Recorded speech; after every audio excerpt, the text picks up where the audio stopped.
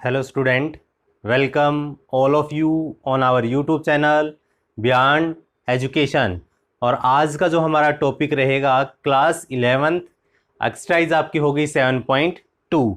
7.1 हम ऑलरेडी कर चुके हैं और उसका पार्ट नंबर फर्स्ट था प्रीवियस क्लास में। आज हम पार्ट नंबर 2 करेंगे जो आपका चैप्टर है परमुटेशन एंड कॉम्बिनेशन। आइए हम फैक्टोरियल निकालते हैं, यानी आज परमुटेशन का कुछ यूज होगा, आगे जो फैक्टोरियल का वहाँ यूज आएगा। तो आइए आज ऐसे देखते हैं कि फैक्टोरियल कैसे निकालते हैं। देखो, अगर आपको किसी भी नंबर का फैक्टोरियल निकालना है, जैसे क्वेश्चन नंबर फर्स्ट का फर्स्ट पार्ट है, चलो मैं इसी को ले लेता हूँ। यानी आपको अगर 8 फैक्टोरियल निकालना है तो आपने क्या करना है, यानी यहाँ से नंबर स्टार्ट करना 8 से ही। 8 into 7 into 6 into 5 into 4 into 3 into 2 into 1, यानी 1 तक लेके जाना है। ठीक है, यानी 8 से डिसेंडिंग ऑर्डर में चलते चलते कहाँ तक लेके आना है, 1 तक। ये आपकी फैक्टोरियल रिप्रेजेंटेशन है।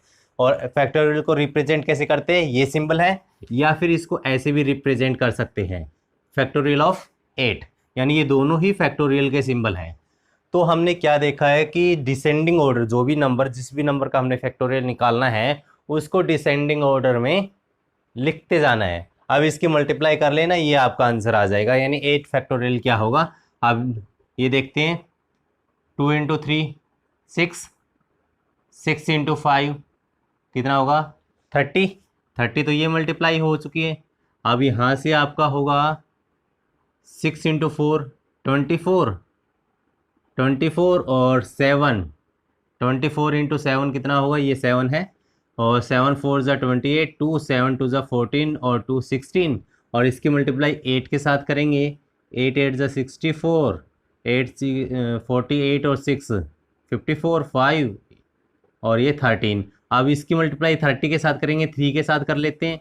3 4 ज़ा 12, 3 4 ज़ा 12 और 1 13, 3 3 ज़ा 9 और 1 10, और 3 1 ज़ा 3 और 1 4, यानी ये मल्टीप्लाई होगी आपकी 4 3 4 0 3 2 और ये आपकी 0, यानी 4320। ये आपका 8 फैक्टोरियल का आंसर आ गया। यानी मेन आपको ये है कि फैक्टोरियल को कैसे रिप्रेजेंट करते हैं।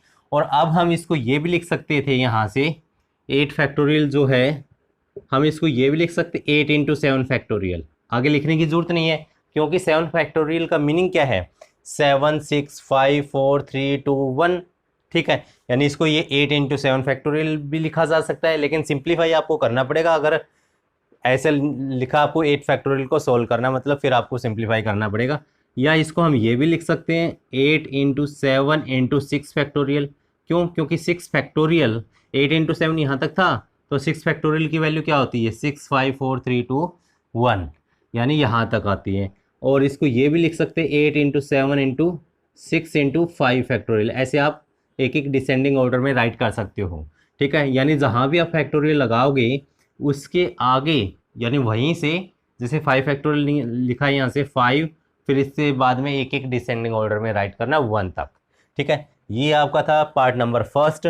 और अब आपको कुछ इम्पोर्टेंट बात इसमें नोट करनी है। वो क्या है आपकी, कि 0 फैक्टोरियल क्या होता है और 1 फैक्टोरियल क्या होता है। देखो, 0 फैक्टोरियल की वैल्यू होती है 1, 0 फैक्टोरियल की वैल्यू क्या होती है 1, 1 फैक्टोरियल की वैल्यू क्या होती है 1।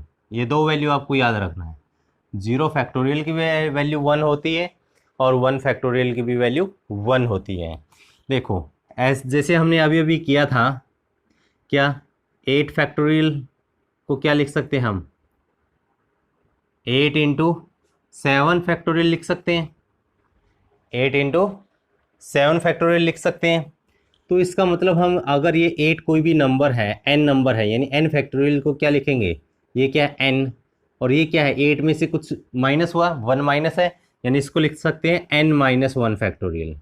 क्या लिखेंगे, n माइनस 1 फैक्टोरियल। यानी जो भी नंबर है उसको सिंपल नंबर लिखेंगे और उसमें से एक माइनस करके उसका फैक्टोरियल लगा देंगे। ये n फैक्टोरियल की नोटेशन ही है। तो यहाँ से आप ये देखो, अगर हम यहाँ वैल्यू n की वैल्यू 2 पुट करते हैं, n की वैल्यू क्या पुट करते हैं 2, तो ये क्या बनेगा आपका 2 फैक्टोरियल। ये क्या बनेगा, n की वैल्यू 2 पुट की है तो 2, और ये 2 माइनस 1 2 माइनस 1 फैक्टोरियल। तो 2 माइनस 1 कितना होगा आपका, 2 माइनस 1 1, यानी ये बन गया आपका 1 फैक्टोरियल। यहाँ आपका क्या है 2 फैक्टोरियल। और 2 फैक्टोरियल क्या होता है, जैसे अभी बताया था 2 फैक्टोरियल को क्या लिख सकते हैं 2 इंटू 1, यानी 1 तक लेके आना हमने। तो 2 फैक्टोरियल 2 होता है, ये वैल्यू आपकी 2 है, तो ये 2 इंटू 1 फैक्टोरियल। तो ये 2 से 2 कैंसिल, यानी ये यहाँ क्या आएगा 1। तो 1 फैक्टोरियल की वैल्यू क्या आ गई 1, यही हमने प्रूफ कर दिया ना, 1 फैक्टोरियल इज इक्वल टू 1। और अब हम प्रूफ करेंगे कि 0 फैक्टोरियल 1 क्यों होता है। ठीक है, तो 0 फैक्टोरियल के लिए सिंपल है, देखो यहाँ हमने 1 फैक्टोरियल बनाना था, n की वैल्यू 2 पुट की है। अगर ये 0 फैक्टोरियल बनाना है तो n की वैल्यू क्या पुट करेंगे 1, क्योंकि 1 माइनस 1 क्या हो जाएगा आपका 0 हो जाएगा।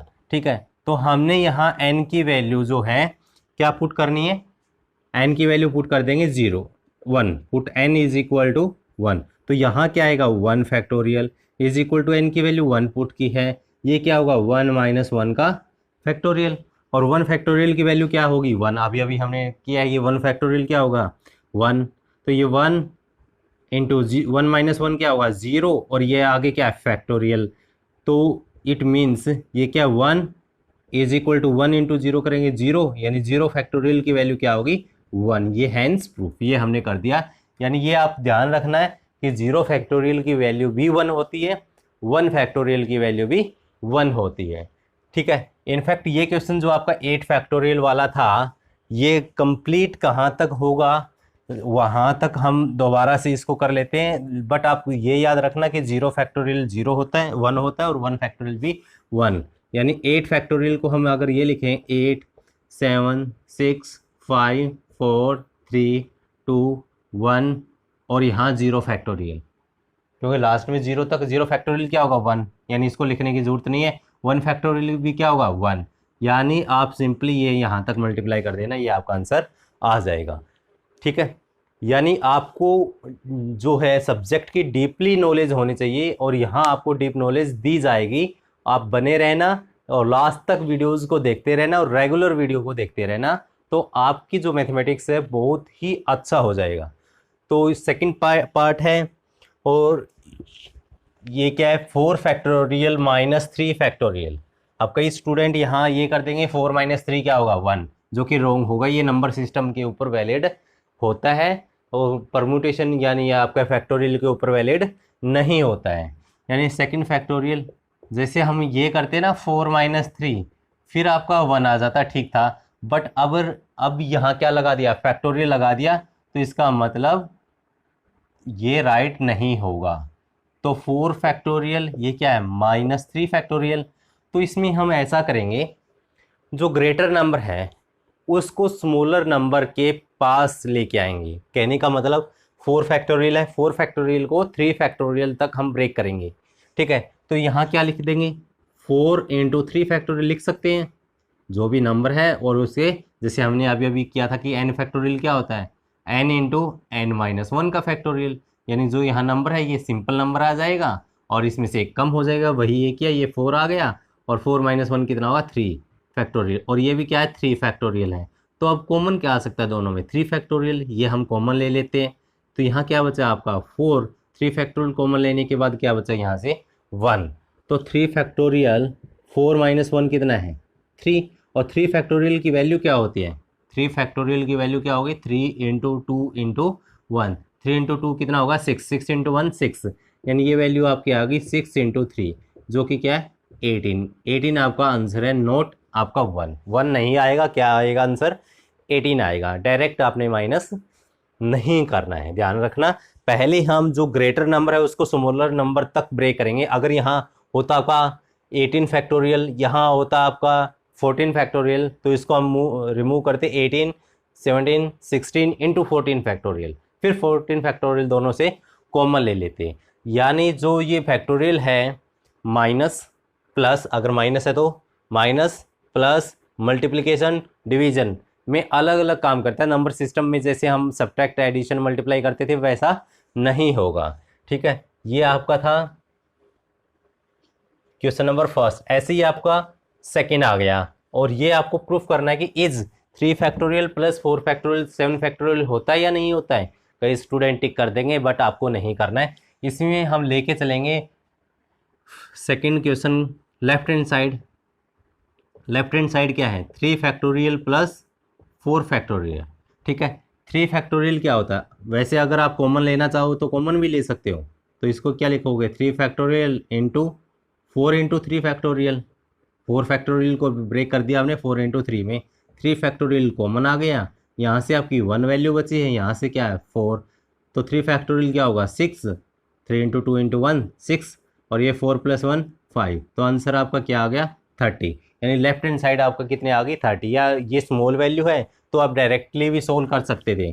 3 फैक्टोरियल क्या होगा 3 इंटू 2 इंटू 1, 4 फैक्टोरियल क्या होगा 4 इंटू 3 इंटू 2 इंटू 1, ये कितना है 6, ये कितना होगा 4 इंटू 3 12 प्लस इंटू 2 24, ये कितना आ गया आपका 30। यानी दोनों मेथड राइट आप कैसे भी कर सकते हो। ठीक है, कॉमन लेके भी कर सकते हो या अलग अलग सोल्व कर सकते हो। ये हमारा लेफ्ट हैंड साइड आ गया 30। अब राइट हैंड साइड निकालते हैं। ठीक है, अब राइट हैंड साइड क्या होगी, राइट हैंड साइड कितना है 7 फैक्टोरियल है, 7 6 5 4 3 2 1। ठीक है, यानी यहाँ तक 5 फैक्टोरियल कितना होता है 120 होता है, याद रखना। जैसे 5 इंटू 4 20, 3 इंटू 2 6, 20 इंटू 6 120, यानी 5 फैक्टोरियल की वैल्यू क्या होती है 120। अगर 6 फैक्टोरियल की वैल्यू निकालनी है तो 5 फैक्टोरियल को 6 से मल्टीप्लाई कर दो, इसको 6 से मल्टीप्लाई करेंगे तो कितना हुआ 720। 7 फैक्टोरियल की वैल्यू निकालनी है तो 6 फैक्टोरियल को 7 से मल्टीप्लाई कर दो, तो ये कितना आएगा 0, 7 टू ज़ा 14, 7 49 और 1 50, यानी 5040, यानी ये वैल्यू है आपकी 5040। Equation number 2 from 1 and 2, from 1 and 2, 1 and 2 से क्या हुआ आपका 3 factorial plus 4 factorial is not equal to 7 factorial. इक्वल नहीं होगा क्योंकि इसमें वैल्यू क्या 5040 है, ये वैल्यू क्या आपकी 30 है, तो इट मीन्स ये आपका इक्वल नहीं होगा। ठीक है, फर्स्ट क्वेश्चन कर चुके हैं हम, सेकंड क्वेश्चन कर चुके हैं। नेक्स्ट है आपका क्वेश्चन नंबर 3। तो क्वेश्चन नंबर 3 जो है ये भी आपका फॉर्मूला बेस जो हमने फर्स्ट किया था n फैक्टोरियल को क्या लिखा था n इंटू n-1। तो यहाँ थर्ड जो क्वेश्चन है आपका 8 factorial upon 6 factorial into 2 factorial है। तो ये देखो यहाँ 6 फैक्टोरियल आया हुआ है, तो 6 फैक्टोरियल है तो हम जो ग्रेटर नंबर है ग्रेटर फैक्टोरियल है उसको स्मॉलर फैक्टोरियल तक रिमूव करेंगे, यानी 8 फैक्टोरियल को कहाँ तक रिमूव करेंगे 6 फैक्टोरियल तक।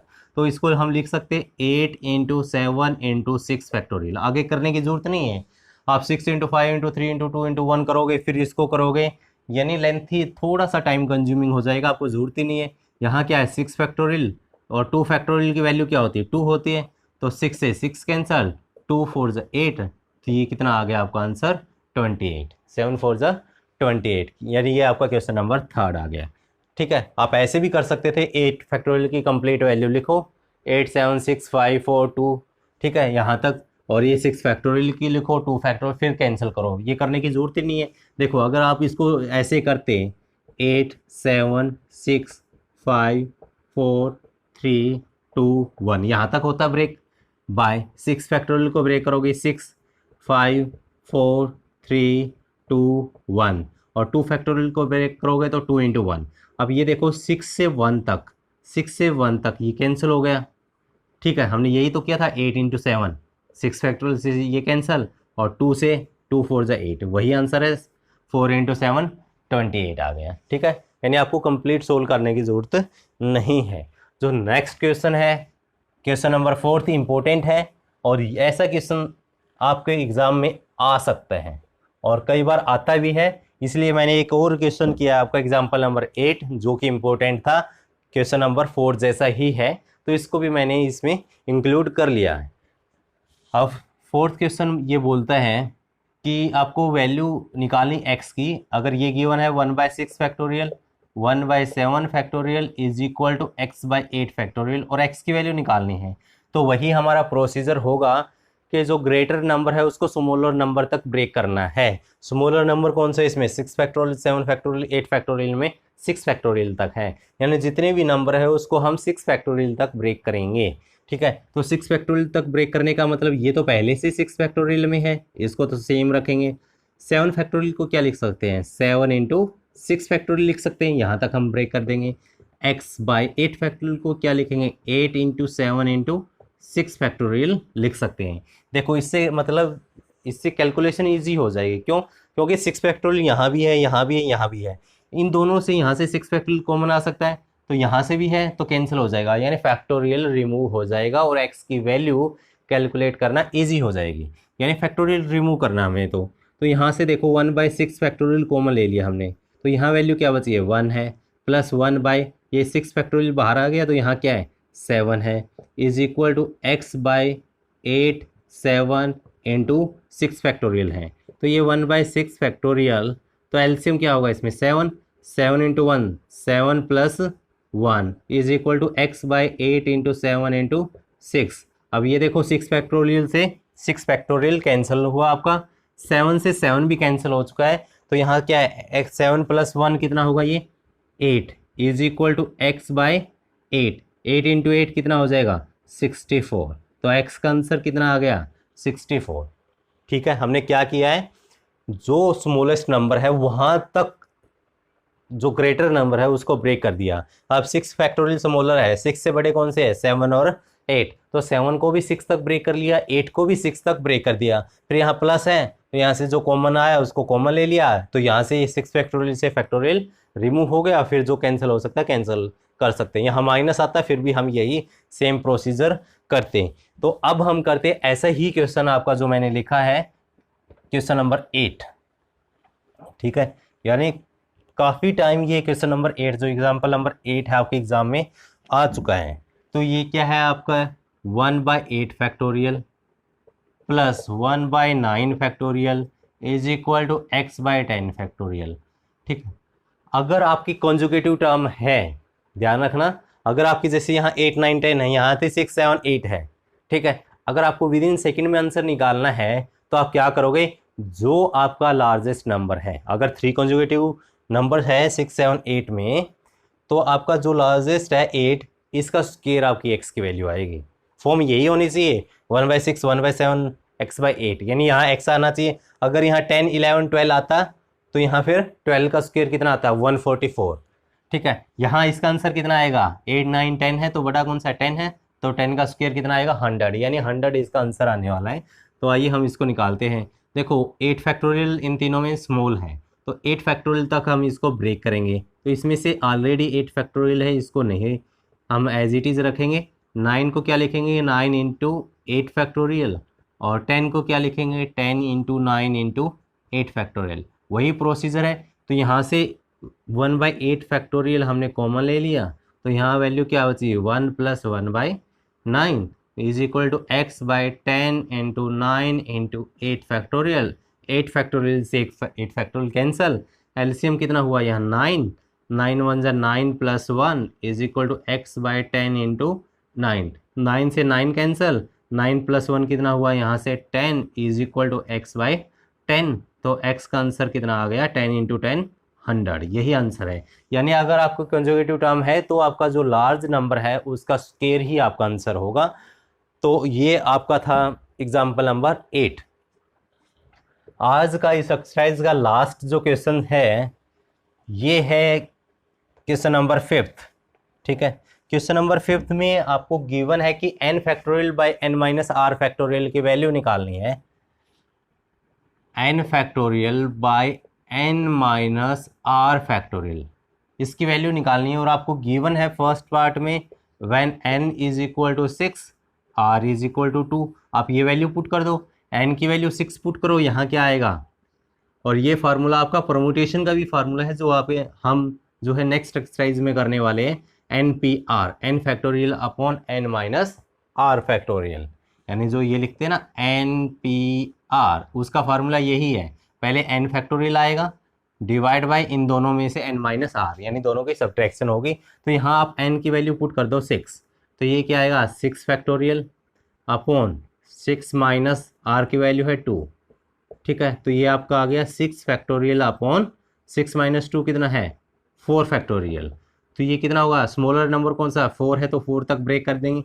6 इंटू 5 इंटू 4 फैक्टोरियल, ध्यान रखना यहाँ फैक्टोरियल भी लगाना आपको। 4 से 4 कैंसल, 6 इंटू 5 कितना आ गया 30, यानी कि ये आंसर आपका कितना आ गया 30। तो हम ये बोल सकते हैं कि ये वैल्यू एन की वैल्यू क्या है 6, एन की वैल्यू क्या है 6, पी का मतलब परमुटेशन, आर की वैल्यू क्या है 2। आगे हम सोल्व करेंगे एन पी आर, यानी 6p2 की वैल्यू कितनी आ गई 30, यानी क्या होगा 6 आएगा एज इट इज़, यानी एन की वैल्यू डिवाइड में इन दोनों की सब्ट्रैक्शन का फैक्टोरियल आएगा। सेकंड पार्ट क्या है आपका, सेकंड पार्ट है एन की वैल्यू 9 पुट करनी है और आर की वैल्यू 5 पुट करनी है। चलो एन की वैल्यू 9 पुट कर दो, तो ये आपका 9 फैक्टोरियल 9 माइनस 5 फैक्टोरियल, तो ये है 9 फैक्टोरियल 9 माइनस 5 कितना हुआ 4, यानी स्मॉलर नंबर क्या क्या है 4 फैक्टोरियल। 4 फैक्टोरियल तक हम इसको ब्रेक कर देंगे। 6 5 into 4 factorial upon 4 factorial, 4 factorial से 4 फैक्टोरियल कैंसल। अब इसकी मल्टीप्लाई करेंगे, तो मल्टीप्लाई करने में 6 इंटू 5 कितना होगा 30, 30 मीन्स 30 है, यानी हम इसका 3 ले लेंगे, लास्ट में 0 मल्टीप्लाई कर देंगे। 3 इंटू 7 कितना होगा 21, 9 इंटू 7 क्या होगा 72, इसकी मल्टीप्लाई करके 0 हम लास्ट में लगा देंगे।